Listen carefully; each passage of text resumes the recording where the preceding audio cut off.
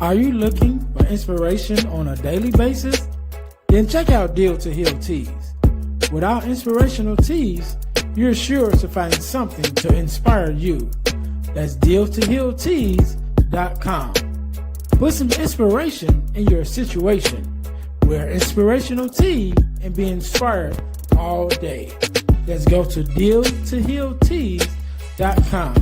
Again, that's deal2healteas.com.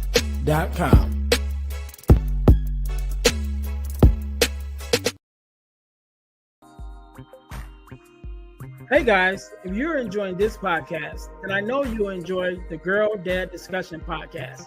I'm your host, Ernest James, and I believe the relationship between a daughter and her father is one of the most important relationships a young lady can have. And therefore, my mission is to promote the daddy-daughter relationship by sharing the voices of girl dads to the world. So check out our podcast on every platform where podcasts can be listened to. And if you want to watch the podcast, check us out on our YouTube channel. Again, that's the Girl Dad Discussions podcast with your host, Ernest James.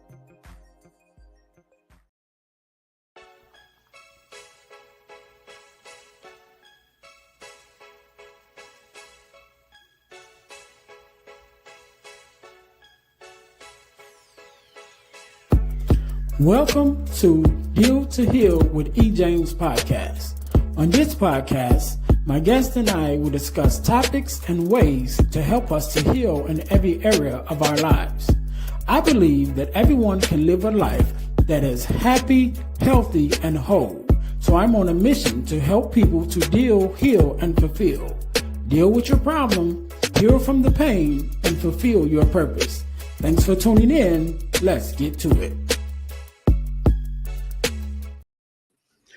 Welcome to the Deal to Heal with E. James podcast. I am your host, Ernest James, and I believe that everyone can and should live a life that is whole, healed, and healthy. And therefore, I'm on a mission to help people to deal, heal, and fulfill, to deal with your problems, to heal from the pain, and to fulfill your purpose. Thank you guys once again for tuning in to the Deal to Heal with E. James podcast. Make sure that you're checking out our podcast on all of our social media platforms where you can listen to podcasts, and also check us out on our YouTube channel, which is the Deal to Heal Podcasting Network on YouTube, where you will find not only the Deal to Heal with E. James podcast, but also the Girl Dad Discussions podcast, where I talk to other girl dads like myself and sometimes daughters about the daddy-daughter relationship in order to combat the narrative of the absent father and the fatherless daughters.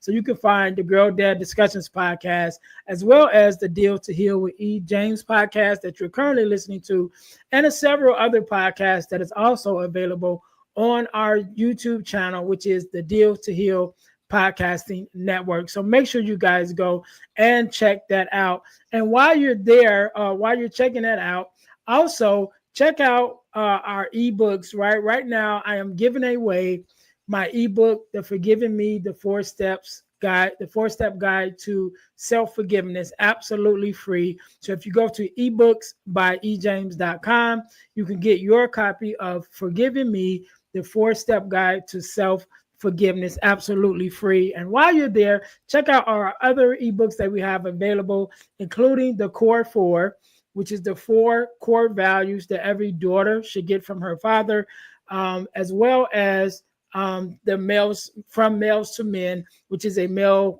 mentoring ebook for young men, that's teenagers that's crossing over into adulthood. So again, if you go to ebooksbyejames.com, you can get your free copy of Forgiving Me, the 4-step guide to self-forgiveness, absolutely free. And while you're there, grab one of the other ebooks that we have available. All right, do me that favor. So thank you guys again, once again, for tuning in. And today, just like any other day, we are blessed with the guest, Miss Tammy Vincent. How are you doing? I am doing great, Ernest. How are you? I am doing great as well. Thank you so much for being on, because you could have been doing anything else with anyone else, but you're here with me and my listeners, and we definitely appreciate it. And so we're going to jump right into this thing. Do me a favor, introduce yourself to my audience and let us know a little bit about who you are and what it is that you do. Okay, well, my name is Tammy Vincent, and thank you for coming and checking in. So, I am a podcast host, and I'm also an author. I wrote a book. I'm a NLP practitioner and a trauma-informed certified life coach.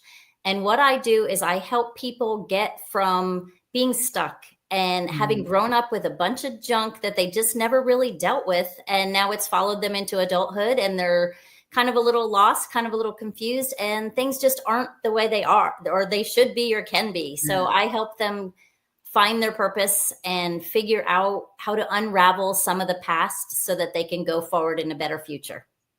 Yes, I love it. I love it. And of course, here, like I said, we're here to help people, fulfill that purpose that they've been given. Also, so I'm glad that we're connected.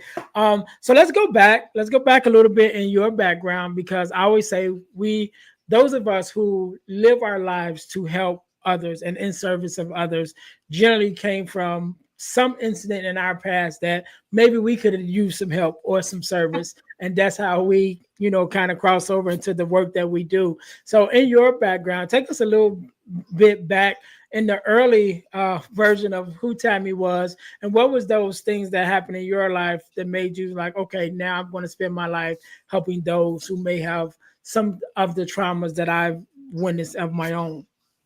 Okay, well, both my parents were alcoholics. My father was more of what people consider a functioning alcoholic. So he got up every day for work. He wasn't mean, he wasn't abusive, but he drank a lot. And my mother was on the other spectrum. She was the non-functioning alcoholic, the one that was abusive, was mean, always told us every day that she wished we had never been born. All of those things that no child should ever have to listen to or hear. And while I don't have hard feelings on either side, and everybody, people say, well, your dad never did anything wrong. And unfortunately for our situation, he was never emotionally available to really do anything right, if that makes sense. Yeah. So, and we were talking about it before we came on the show. Both of my parents were fighting their own demons, and I get that now. And while I have no animosity, no hard feelings and anything else, it still didn't change what was done. So I still had a lot of growing, a lot of personal growth, a lot of major concepts. I know a lot of people say there's that aha moment in your life where you go, oh, things weren't really normal. And mine, unfortunately, didn't come until I was 26, when I was getting ready to have my first child. And I realized that I had no idea on this earth what unconditional love felt like. And I was getting ready to have a baby. I'm like, oh my gosh, I am 100% responsible for another life, and I don't know how to do that. So that is when my healing journey began. And I dove into everything and realized how many of the fundamental concepts I was really missing: unconditional love, boundaries, relationships, a parenting style. Like I had none of that. I had zero foundation for any of that, because what I thought was normal, and all I knew was I'm just not going to do what they did. But that's not the answer either. Yeah. So through my 30 years, I really gained a lot of knowledge. I threw myself into every modality of healing I could possibly do, and realize now, now I coach because I have a coaching certificate. I have an NLP practitioner license. I have lived experience with adult children of alcoholics. So I can look at it from both sides. I'm not going to say I never picked up the bottle, because that would be dishonest. So I've seen the struggle from both sides. I have empathy and compassion for both sides. And so in that, I feel like I can really guide people to better relationships and better just happiness overall, because I do have the compassion from both sides of the system. Yeah. And I want to go back to two things that you said, right? Because I definitely connect with you, because my dad struggled with alcoholism, for many years in my childhood. And, like you mentioned, now as an adult looking back, I definitely can understand why he was drinking at that time. And of course I was younger then, so I didn't understand it as a child, but just looking back on some of the things that he was dealing with as being, losing his job and losing the the status that we once held of, middle class lifestyle to literally losing everything and, your whole family. And there's 9 of us, right? So my mom and dad and 9 kids, Whoa. staying in one bedroom in your mom's house now, you know what I mean? Because you lost everything. And then also losing my uncle, who was my mother's brother, but him and my dad were best friends like their entire life. My parents literally lived across the street from each other growing up. Oh, So wow. my dad and my uncle was best friends. And of course, my mom being my uncle's little sister, she was around. And so, so they fell in love at a young age, and, they didn't get married till they were older. But losing my uncle, and not just losing him, but him being murdered, was hard for my dad too. And so a lot of things looking back now as an adult that I can look back and say, I definitely understand, his struggles at that time. And, same as you being able to look back on your parents and say, well, yeah, I understand some of the things that they were dealing with. But it didn't necessarily make it easier at that time. You know what I mean? As adults, we look back, it's like, oh, okay, I understand, but it didn't necessarily make it easier. But another thing that you mentioned about yourself and saying that, you're not going to say that you didn't pick up the bottle, because there were times that you did. And I resonate with that as well, because with my dad struggling, one of the things with me was like, okay, I don't even want to touch it. Now I did at some point drink a little, and then I was just like, no, this is not me. But it's crazy when you hear the stories, like the 2 kids that raised in the same household, same parents, same everything, and choose different paths. That was like me and my brother. My brother is 1 year younger than me, and we like totally opposites. And he was the one that kind of went toward the drinking. I was away from it, and he kind of moved toward it, and then had his own struggles. He was functioning, right? Like you said, functioning alcoholic. He was, and he's much better now, but he was a functioning alcoholic. Like he could get up and go to work, but he was drinking every night, And so those things I definitely resonated with me, just coming up. So just thinking of that, and how did that affect you once you became an adult? Because I know you mentioned about not having, all the tools that you needed because you didn't necessarily have the foundation. But how did that affect you personally? And even when you started to face some of your own trials and tribulations, did you fall back on that at some time? Like, you know what, let me grab the bottle to kind of console yourself? Or were you just like, nope, I'm go cold turkey and I'll just figure this thing out? No, well, honestly, it's the drinking, the actual alcohol really wasn't even, I know this sounds the weirdest thing for someone to say, but the alcohol is not, that's just the device that you use. Mm-hmm. It's the addiction part that is the traumatic part. And that's the, Right. So even if I had said, okay, I'm never drinking because my parents didn't drink, you still feel this void. You're still trying to feel something that you're missing, something you never got, something that hurts. And what do people do when they hurt? They numb the pain. Mm-hmm. So alcohol is just a way of doing it. So even it wasn't even about that, because if I decided hey, I'm going to stop drinking alcohol cold turkey, I would have just thrown myself into something else. Because regardless, it's like you need that dopamine to make you happy for just a moment. So whether you get it from alcohol, you get it from gambling, you get it from sex, you get it from whatever it is, you're going to get it. So it's really, I never really looked at that. I will have a drink every once in a while. My husband and I have one beer or something. That was not, it wasn't those issues really. Mm-hmm. I mean, those are generational cyclical things that are going to happen over and over again. But I knew that those main concepts of not knowing how to parent, not being loved, those things, I had to get to the root of that. So I went to therapy, and talk therapy, nothing against it. I love it. But I just felt okay, I'm going in and I'm talking about everything that's happening right now in the moment. And that's not what I'm those are just little things. Those things can be changed at any moment. I'm I need to dig deep, and I need to figure out, just how relationships worked and stuff. I remember I was married the first time, and I remember my husband, he wasn't being mean. He was just kind of condescending in the way he was talking to me. And I just didn't think anything of it. And I remember my friend saying, you know, that's when you love someone, you don't talk to them that way. And I was like, really? I was like, I've been talked to that way my whole life. I never questioned it. I never thought I could stand up for myself. I just did it. But literally, honestly, by the time I was 18, and some people, you know, there's various degrees of how things affect people and everything else. By the time I was 18, or the first time I tried therapy, and I remember her saying to me, you know, how do you feel? Like, how did you feel when that happened? And it was something that had happened that probably would have upset the normal person. And I remember looking at her and going, what do you mean feel? Like, I was completely a numb shell from about 18 to 22. So I literally was. I didn't know who I was. I didn't know what I liked. I can remember people, you know, him saying to me, or my next therapist saying, he said, well, who are you? I said, depends on what you need me to be.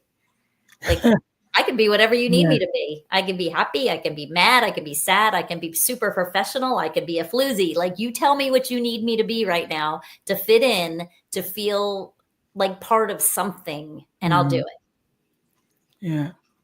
So what became your, because I'm listening and definitely understanding that, you know, like myself, okay, we didn't turn to the drinking, we didn't turn to, you know, other vices, but what became that thing that began to help you, you know, begin to heal as you, you know, as you started your journey, and even some of the things that you teach now with the clients that you work with, of acknowledging those childhood traumas, but now as adults or young adults, you know, how did you kind of heal from that? Or, you know, what are some of the things that you teach that could help, you know, those who are still struggling with some of those things to begin to heal from their childhood traumas?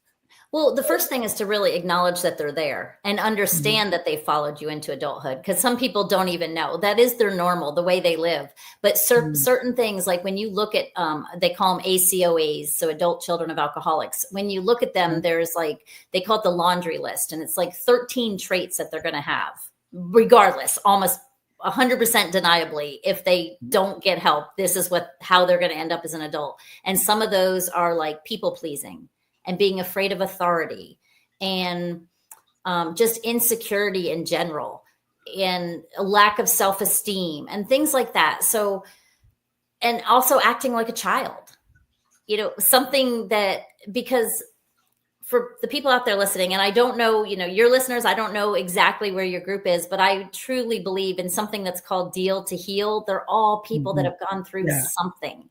So they're out there and they're wanting to heal. They're wanting to feel better. And I always say, just start being aware, you know, like sit down and really just sit with yourself and think about the person that, if everything else was erased, who would you be? Like, what kind of person would you want to be? You know, and I picture like my best moment. And this is a good exercise for people to kind of figure out who they are, because a lot of people don't even know who they are at this point. Right. I know it's crazy, but you really have to gain back a sense of your own identity when you start to heal, because again, you've been told what to think, what to say, what to do, who to be your entire life, or you've done it out of safety, or you've done it out of just a need for validation. But so I tell people, you know, picture your very first, you know, your best place you could possibly be, your best scenario. What are you doing?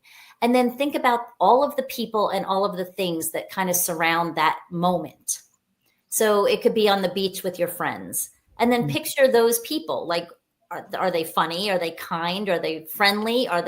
Do they lie? I mean, does that make you happy? You know, think about the best in everything in that moment and write it down. I mean, this is a good exercise for people. And then think about a bad situation, and you don't have to bring up any horrible memories or anything, but just something that would be considered a really bad time. And then look at the characteristics and the details of what's around there. Like, what are the people like? How are they acting? What is the situation? Is it dark? Is it dreary? And you kind of can start to, when you do that and write these things down, you can kind of start to build your identity, what you want to be if you were that beautiful, divine, joyous, perfect creature that you were born. Mm-hmm. And then when you start to act something that is not in alignment with that, you'll start to notice it. So if you find yourself lying when you don't need to lie, question it. Just be like, why did you do that?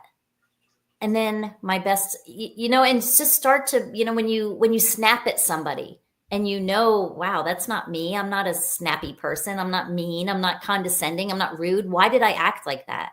Start to really be aware of those things, because then you can kind of follow them back, and you can see when you're acting out of alignment with who you really are.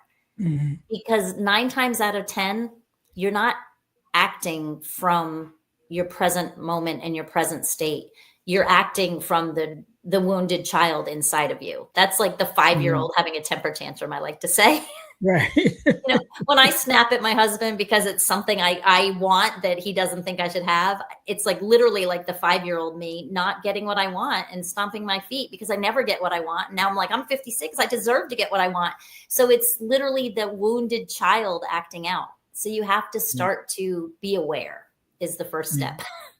And I agree with that, because that's also like the first step when I talk about deal, heal, fulfill. Inside of the deal, we're dealing with it. It's the first thing is acknowledging it, and being aware of what it is that you're feeling, what it is that you're going through.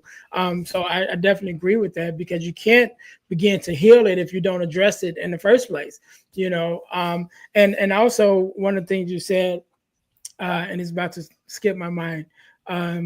You were talking about addressing it. Oh, I know what it was. The journey of really getting to know yourself, right? Especially when you come in from a space that could be considered toxic, or any space of healing. When you're beginning to take this journey, this healing journey, there is a space that you have to get to know who you are now, because any kind of pain changes us. It begins to mold us and affects us differently. And so after especially any kind of major, hurt or pain, you have to kind of acknowledge or kind of reassess who you are now, because you've been changed a little bit. And I talk about, dealing with the death of my mom and my mother-in-law at the time, around the same time, losing both of them, and how that sent me into a deep depression, and even dealing with suicidal ideations and all of that. Coming out of that, getting on the other side of that, once I made it through that season, it still was really like just the beginning of this journey of me. Okay, who am I now? Who am I as this motherless child, should I say now, a motherless adult child, who still longs for my mom and for the relationship that I had with my mother-in-law, because we were really close. But having to go through that journey of, okay, who am I? And really looking deep within and going through a season of personal development, and beginning to even begin to develop in myself. Okay, how can I make myself better? What things can I study? And then again, going into those things, those spaces of you that you probably never acknowledged, like what actually makes me happy, and I'm on a journey now. I started hiking last year, right? I started hiking, and I realized just how much I really loved it. And it just got me into a space of, what would my life look like if I enjoyed every area of my life the way I'm enjoying this experience, right? And so now I'm in this space. It's like I'm really just like really addressing each area of my life. It's like, okay, what adjustments do I need to make to have this part of my life be enjoyable no matter what? Like, as soon if I go, if it's church, what adjustments do I need to make so that every time I go to church, it's a enjoyable experience? And really just kind of finding those spaces and making those adjustments, I think is, at least on this journey that I'm on, is just like an amazing thing. And sometimes it's just finding, being grateful for what you can find in that experience. Mm-hmm. You can be grateful for anything. And some people are like, how are you grateful for anything? And I'm like, because if you are standing here right now, you've survived. Yes. So now it's only up from here. So you can, I practice gratitude every morning before I get out of bed. I say 5 things. It might just be, thank you for my feet not hurting because I work at night. It doesn't matter what it is. But if someone cuts me off, literally, I don't flip them the bird. The first thing I think is, man, I'm glad I'm not in such a hurry. Like, you know what I mean? Like, it's not, and then it, like you said, it makes every moment more enjoyable. You're not always constantly just looking for the bad stuff, because a lot of us that grew up with a lot of bad things happen, that is their second nature, is to look for the bad stuff and to catastrophize all the bad stuff. I mean, I'll just give you a short story, like quick story. I actually on this last Monday had a stroke. Oh, wow. And and it was very super scary, but it taught a lot about how far I've come in the last 15 years, because my self-talk was not what it would have been 15 years ago. Like immediately was like, wow, this is divine intervention, because I got to the hospital. I was literally at the doctor's office when I had the stroke. I got to the emergency room. I got the clot breaker, and I walked out of there 5 days later. So it's like, but even in that thinking, while that whole thing was going on, it was all positive. Yeah. It wasn't feeling sorry for myself. It wasn't going in. None of that ever crossed my mind. And that's muscle memory. Having a positive attitude like that and being grateful for things when they seem horrific, you have to practice that. That is not something that comes naturally to a lot of people. Yeah, it's not. And I learned not recently, but I would say within the last year or so, about this thing that's called the law of polarity. And what that simply says is there's nothing that's all good and there's nothing that's all bad, but in everything there's good and bad. So even your happiest moments have some bad parts attached to it, and some of your saddest moments have some good things attached to it. And so, for example, we talk about people that win the lottery. It's like, yeah, that would be great to have all this money and no more financial worries. But then all money is an amplifier. So it's going to amplify whatever it is that you have going on in here. So if you had any kind of addictions, it's just going to amplify them bigger now. At one time you might be only could afford one beer, but now you can afford a whole cellar. You know what I mean? So now it's going to amplify it, to the bad side. And so even though the financial blessing that, you may have gained, that might be good, but the ramifications of now the things that it gives you access to, that an undisciplined person, couldn't control yourself. And now you get people that's, end up on all kinds of drugs and things of that nature, because it just amplified the things that they were dealing with. And then you take something bad, like, the death of a loved one, which is, can be looked at as one of the worst things that can happen, to lose a loved one. But a lot of times in losing, especially like a matriarch of a family, it brings the rest of the family together. You know what I mean? And so, yes, the losing that person could be looked at as a bad thing, but in that bad thing, it allowed this good thing to happen, which brings the family back together and strengthen the family bond. And so, yes, that law of polarity, once you can accept that there's good and bad in everything, and always look for the good, which is definitely a learned behavior or taught behavior, however you want it, because we're not naturally born to look for the good. We always look for the bad. So and that's different. Yeah. When we get to the space where we can make a decision, like, I'm always going to look for what I have to be grateful for in every opportunity, then it definitely changes the outcomes. And especially when you're one of those people that has gone through a lot of trauma, you tend to be very hard on yourself. So you automatically look for the bad. But it goes down to really, it's like I was telling someone today, it goes down to choice. It goes down to you putting your law of polarity with the law of what you think about, you bring about, or where your energy goes, energy flows. The two together are very serious, because you have one, you have a situation. You can look at the bad, you can look at the good. Whatever you focus on is where the energy is going to go. I mean, we're all energy. Everything is energy. So you have to make that conscious choice. You have to. And sometimes it's hard. I remember when I started a gratitude challenge I did like a little 4-day challenge with people online. And the first day I had someone reach out to me and they said, I have nothing to be grateful for. I said, did you wake up? Where'd you wake up? And she was like, in my bed. Then be grateful you have a bed. Like, Yeah. I said, and you may have to start small because, and you know, I've had people say to me, well, I don't have a bed. I'm sleeping in the streets, but you had a blanket. Like, you know, you woke up, and that is number one. Sometimes it might be as small as thank you for letting me have another day. I'm grateful I'm here because it beats the alternative. Yeah. I was having I'm glad you say I was having a conversation with one of my friends the other day, and I mentioned to her that I'm going to be 49 this year, and she was like 49. I'm like, yeah, I'm getting older. I said, but it beats the alternative, right? Mm-hmm. I said, time is going fast, but I don't want it to stop because once it stops, I really got problems. You know, it's funny because I work a job at a restaurant, so part-time, and I'm one of the oldest people there. I mean, I'm 56 and I'm serving, which I love. I enjoy doing it. But they're always like, oh yeah, they call me like mom and stuff like that. But I'm like, guys, you have no idea. I have so much more wisdom than you. I'm like, so I don't look at myself as old. I'm like, I'm just more fulfilled with wisdom than you. That's what it's about. Like, and age is just a number anyway. But yeah, it's crazy.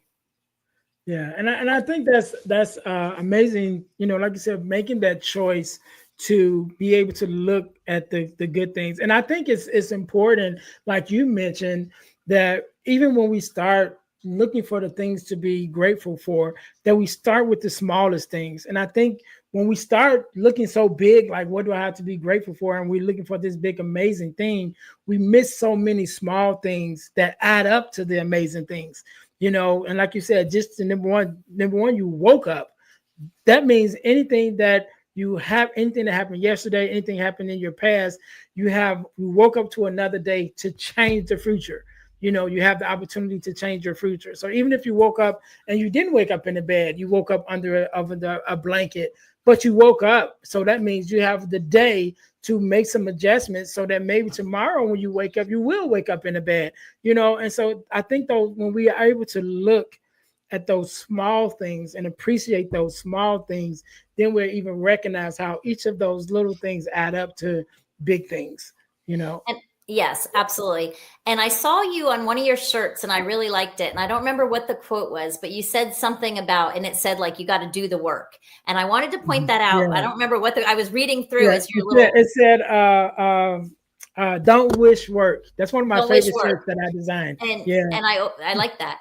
And I always, I go back to that too, for the listeners that are like, okay, I'm going to get better. I'm going to be more positive. I'm going to be this, especially things like gratitude, things like the big concepts of being grateful.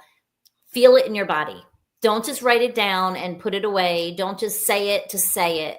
Sit there until you can feel it, because that is where the shifts come. Because it's easy for me to go, oh, I'm grateful I have a dog, and I'm grateful my grandmother's still alive, and I'm grateful. But if I'm not feeling it in my heart, it's not making the shift up here that it needs to make. So and it might take time. Yeah. So let's talk a little bit about, even when we're able to look at those things to be grateful for in our lives, one of the biggest things in our lives is the relationships that we're in, whether it be family, friends, or whatever. But especially when you grow up with different things happening to you, you've lived through some bad experiences. Sometimes you fall into some toxic relationships that are not that good for you. So how can we begin to even spot those relationships before we get too wrapped up in them? Like if we can able to start spotting them, the different characteristics of a bad relationship or a toxic relationship early, before we get too wrapped up in it and be like, oh man, I can't get out. Yeah.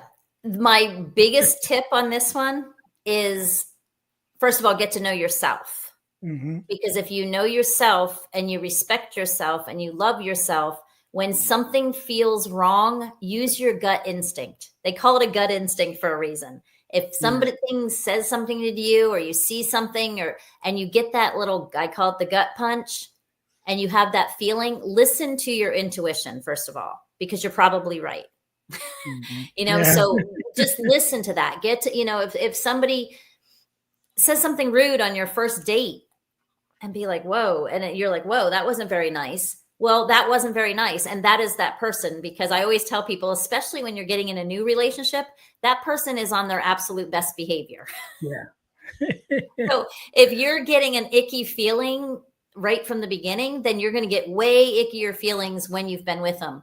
But the next most important thing is, like, as you're seeing these things and you're seeing like people, when you grow up like that, it's what you know. Sometimes these toxic relationships are what you know. And your brain likes familiarity. Your brain is there to protect you and keep you safe, but it also likes familiar. So while you might think, okay, I get that guy. It's our first date and he's falling over drunk. Your instinct is automatically going to be like, take care of him. What you're used to is going to be take care of him, bring him home. It's okay. I helped my dad. That's, you know, and all this stuff comes flooding back because that's what you know how to deal with. And it's a good thing and it's a bad thing, I guess, you know, like that's what you're used to. What you need to do again is know yourself, know what you really want, and then be able to set boundaries. Remember when I had that conversation about all the good characteristics and stuff? Those are your values. Those are your core values of the people that you want in your life.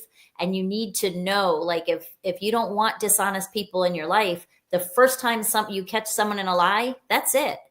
Yeah. It's not negotiable. That is not an honest man. And that is not who I want to be with for the rest of my life. Now, of course, you know, I'm not going to say like, bam, go out and dump your husbands, like leave them. You know, that's not what I'm saying. But if you know that those 10 core values and they're violating them right in the beginning, set your boundaries and just say no. You know, it's much easier to deal with the heartache of someone you've been with for a week than it is to deal with the heartache of someone you've been with for 20 years. Yeah. When you finally decide you can't take it anymore. Right. Yeah. That's always a journey. I want to switch things up a little bit. So I'm looking at your title under your name, and it says the founder of the Teen Thriving Now. Tell us a little bit about that, because that definitely sounds interesting. So that is the name of my company. And it's actually funny that right now I'm not doing a lot of work with teens, but that was my goal. And that's how I kind of got started into this whole coaching thing anyway, is I wanted to be a speaker for schools because I was a teacher and I watched all of those children with those same sad, hollow eyes that I can only imagine I had.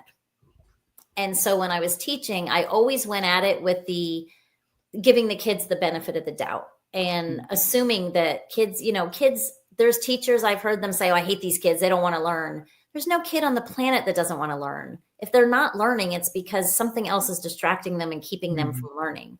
So I want to continue. That's the name of my company. And I've had all these things in the works and I just keep getting snagged back into the coaching, which I love. But like, I really would love to speak for and talk to and advocate for teens. So I do a lot of speaking with parents on how to help their teens and just with resilience and adversity. And just, they got it tough. I wouldn't want to be a kid now. I didn't want to be a kid 40 years ago, but 50 years ago. Sorry.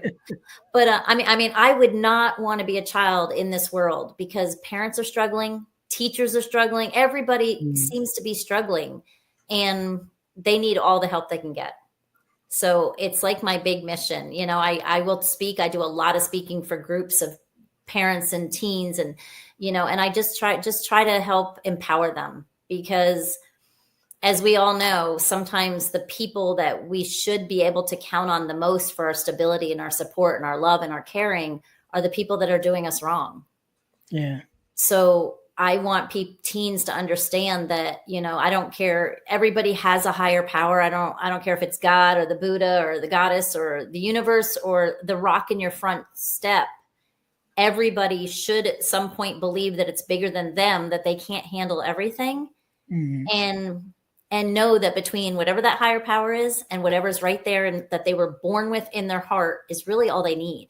The rest is choice and tools. Right. So Good. I want to talk about two things because you mentioned about you definitely working your heart is to working with teens, even though you don't do it as much as you would like to.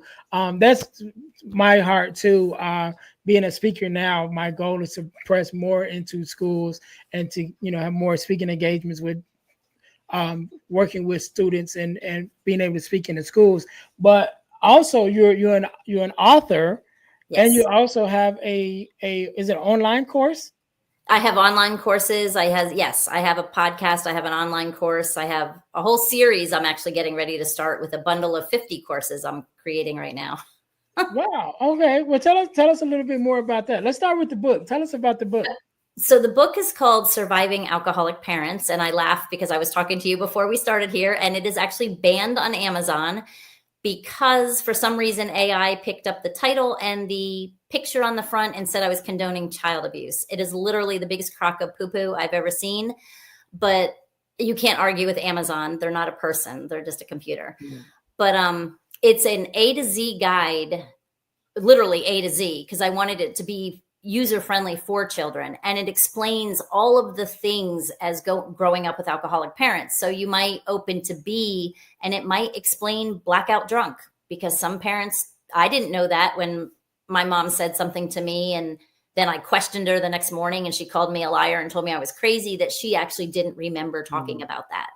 And then you might get to E, which would talk about empathy, and then how you can, if you have a relationship with a parent and they are an alcoholic, that sometimes just trying to understand and see where they're coming from makes the relationship a little easier. It doesn't fix it, but it, at least if you can come at, so it teaches about empathy and compassion.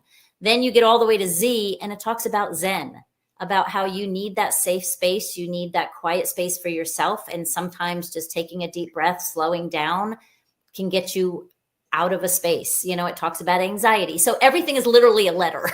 So very easy to write and very easy to read.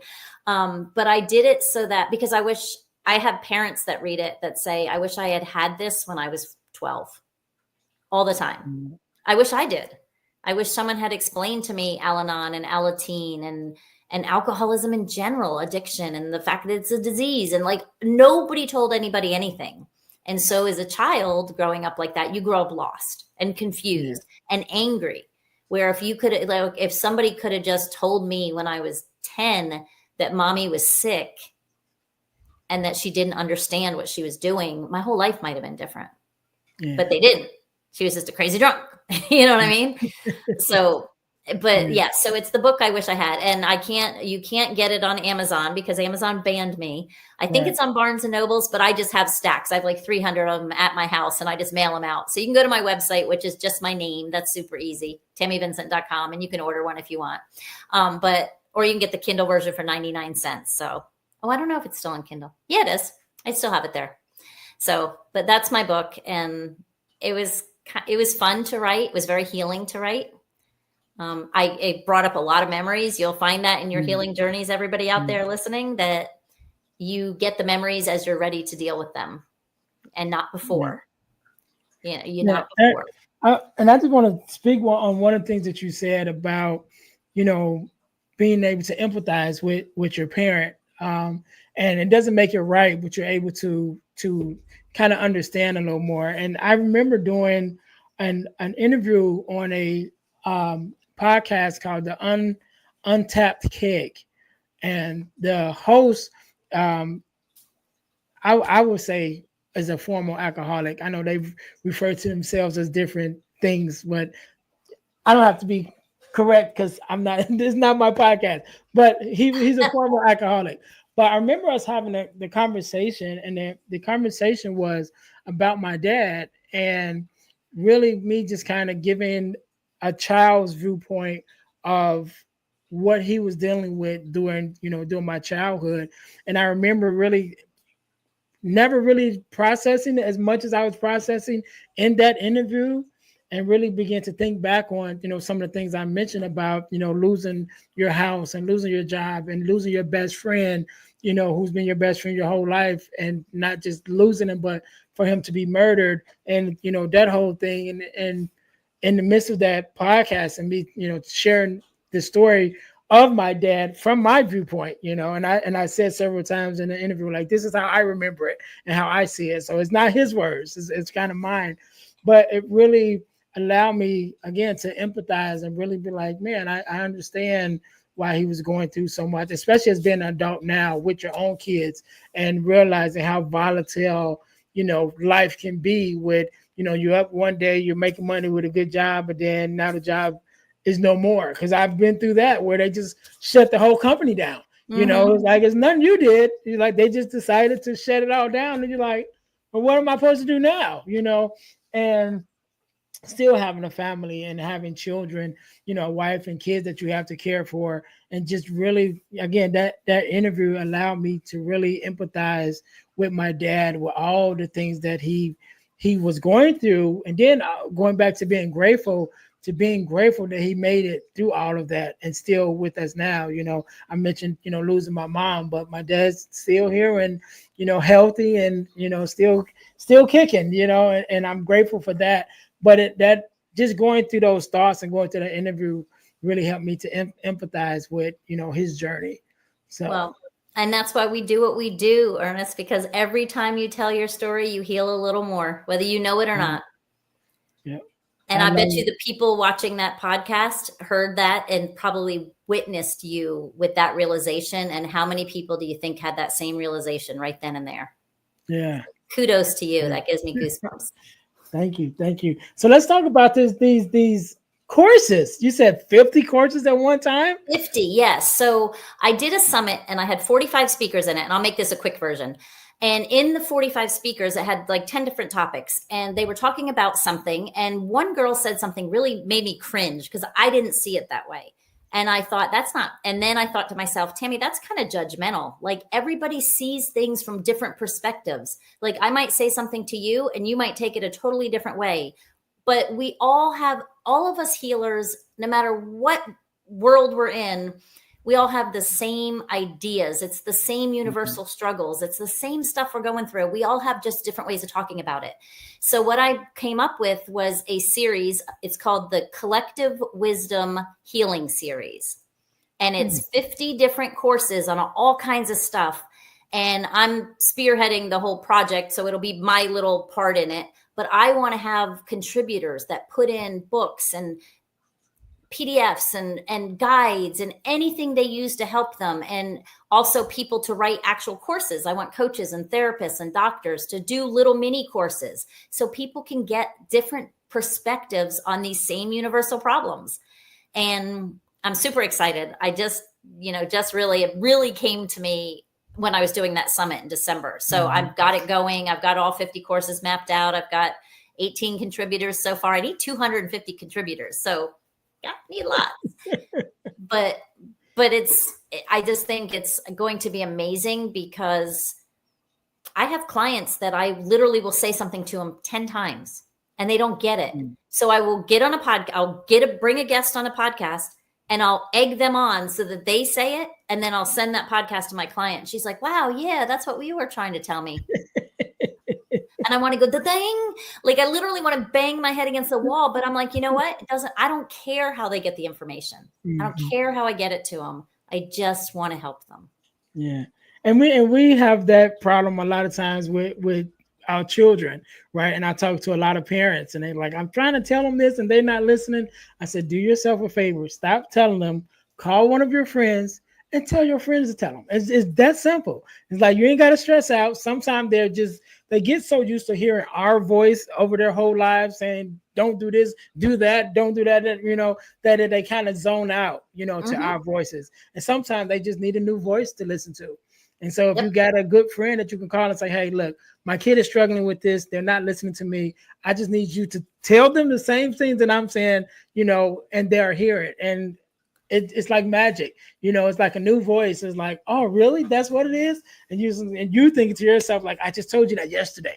You know what I mean? And again, you want to just be like, what is wrong with you? But at the same time, I don't care. I don't care how you get it, as long as you get it. Yes, amazing. So amazing. I'm super excited about it. Like, I'm already looking at you going, I wonder what you could put in there. I just think there's billions of people on this planet, and there's so many different ways of looking at things. And what resonates with people may look at me and go, I don't like her. Yeah. But I got 9 other people in that course that they might like. So I'm good with that.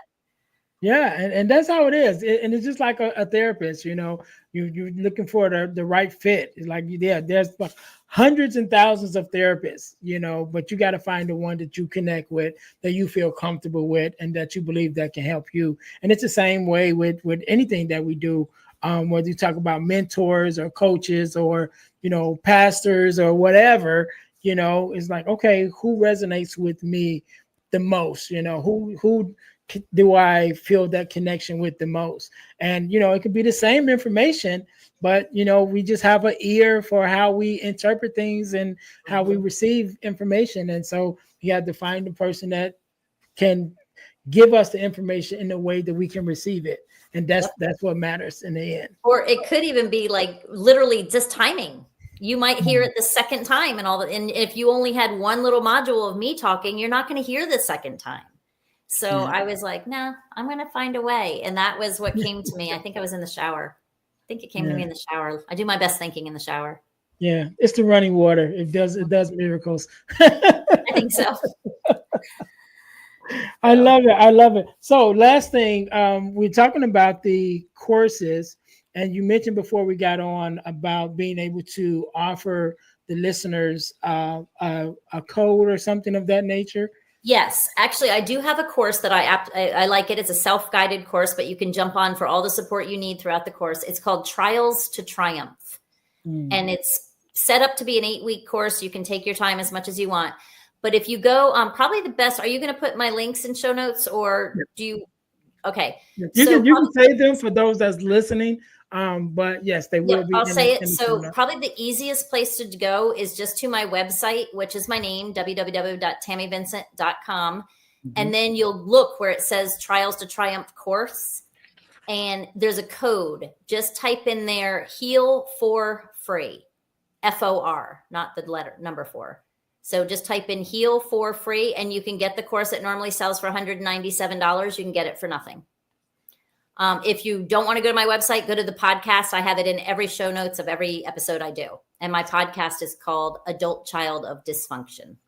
Yes. So I was going to say that, because that's one thing we didn't talk about before we get out of here. Tell us about the podcast.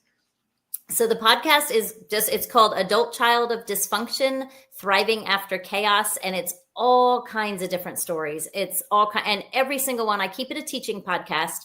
So it's all hope and healing stories. But I have therapists. I have people that have gone through traumatic things. I have one guy that was, but everybody has found their purpose after their trials. And that's what I like about it. Is I had one guy that was shot in a drive-by shooting and was almost died, but now he coaches people with disabilities. I'm on episode, I think 141, but I love it. But yeah, go there. I have all the show notes. Every single guest pretty much that's on there gives away something free. So it might be a downloadable PDF or a course or a book or something. I try to get them to give something just to add more value, but it's super fun. And if you're out there listening and you think you got a great story, I'd love to have you come on and be a guest as well. Love it. Love to have you. And the more we tell our story, the more we get heard, the more we heal.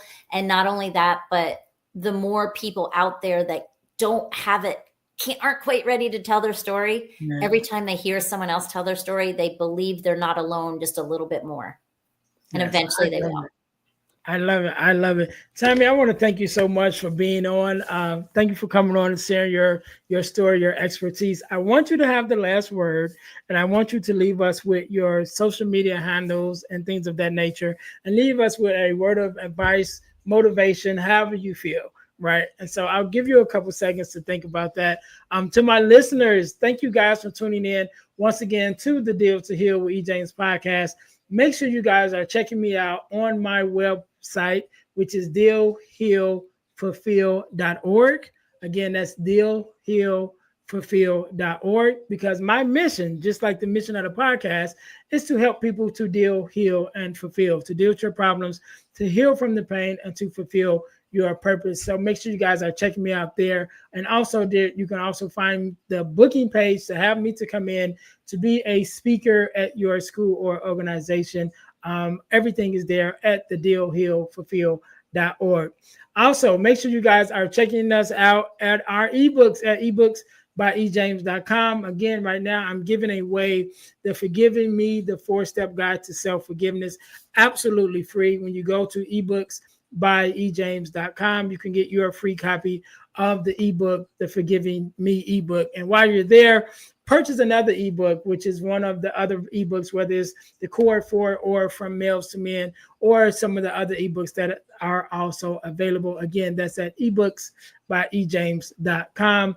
Also, our inspirational t-shirt line, we talked a little bit about one of my favorite t-shirts that I have, which is a t-shirt that says don't wish, work. Right? Because oftentimes we treat our dreams like they are wishes, like there's a genie that said, I wish this would happen. I wish this would happen. I wish I could do this. But sometimes you got to stop wishing and put in the work to make your dreams come true. So again, you guys can find that t-shirt as well as some of our other inspirational tees at deal2healtees.com. That's deal, the number 2, healtees.com, including our podcast merch, which is our t-shirts with our podcast logos on them. So there's one for the Girl Dad Discussions podcast, and there's also one for the Deal to Heal with E. James podcast. So put some inspiration in your situation.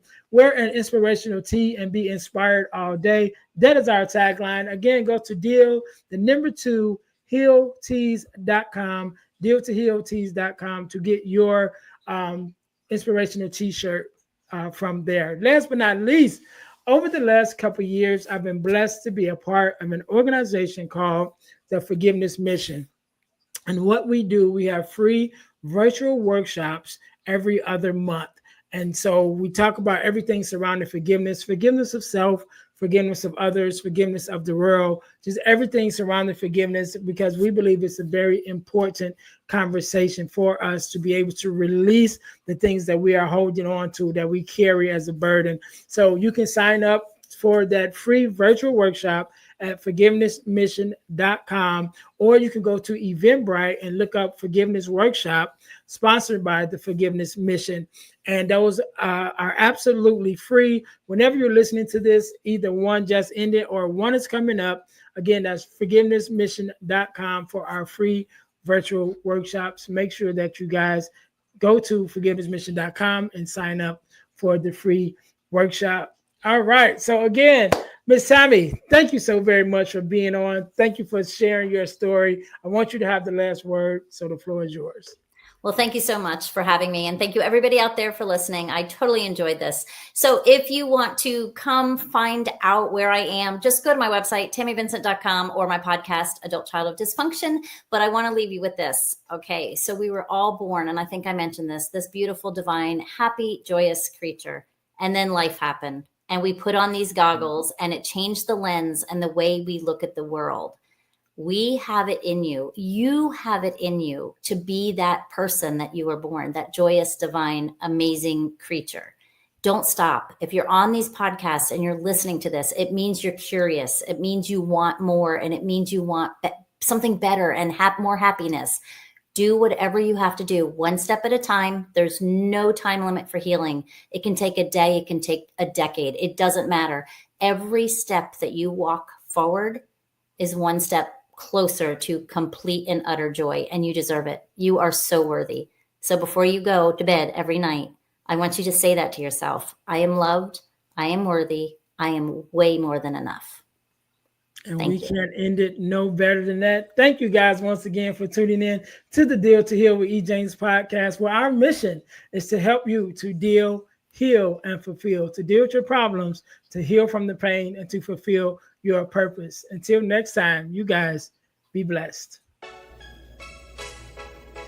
Thanks for listening to the Deal to Heal with E. James podcast. Remember to listen, like, subscribe, and share. This episode has been brought to you by Deal to Heal Tees. Put some inspiration in your situation. Wear an inspirational tee and be inspired all day. is go to dealtohealtees.myshopify.com. Remember, our mission is to help you to deal, heal, and fulfill. Deal with your problem, heal from the pain, and fulfill your purpose. Thanks for listening.